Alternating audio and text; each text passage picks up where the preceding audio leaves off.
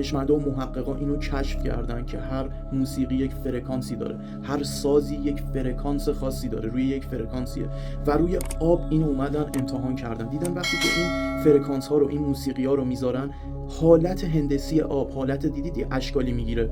اینو سرچ کنید توی اینترنت هست، تاثیر فرکانس موسیقی روی آب.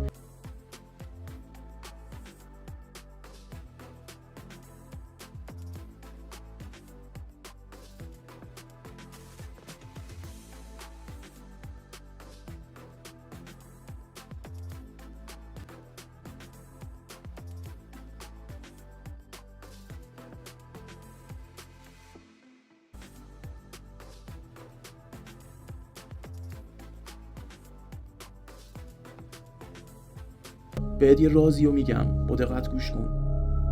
99% موسیقیایی که داریم گوش میدیم توی جهان هستش، حتی خیلی از سازهایی که به فروش میرسه روی فرکانس 440 هرتز تنظیم شده و این باعث میشه که روی بدن انسان تأثیر بذاره. حالا چه ربطی به بدن ما داره؟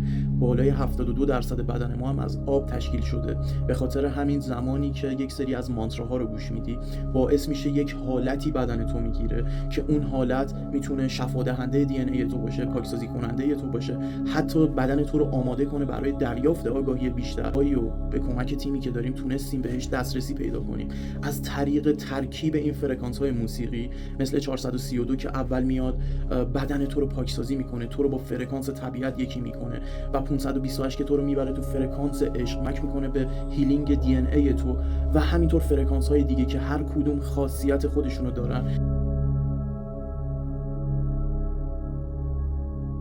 فرکانس هایی که به هم مرتبط هستن و ما ترکیب کردیم توی قالب یه سری مدیتیشن های خاص در اختیارتون قرار میدیم. براتون مدیتیشن ها با فرکانس هایی که خودمون تنظیم کردیم و حتما میذارم. بارها و بارها و بارها مدیتیشن کن، بارها و بارها و بارها مراقبه کن. این مراقبه ها کلید اصلی مسیره. تا زمانی که مراقبه نکنی هیچ اتفاقی برات نمیفته. اگه میخوای از این زندانی که برات ساختن، این زمین رو برای ما یه زندان کرد، اگه میخوای از این خارج بشی، اگه میخوای انرژی تو پس بگیری، اگه متوجه شدی خب من دارم یه چیزایی رو میفهمم، چیزایی رو از درون برای من جذابیت داره که برای بقیه نداره، حتما برو دنبالش. چون روح تو داره به تو این آگاهی رو میده، روح تو داره بهت این علائم رو میده و ما اینجا داریم به تو یادآوری میکنیم، فقط و فقط یادآوری میکنیم. چون تمام اطلاعات این جهان، تمام رمز و راز این جهان هستی داخل دی ان ای تو هست و ما فقط اونا رو داریم یادت میاریم.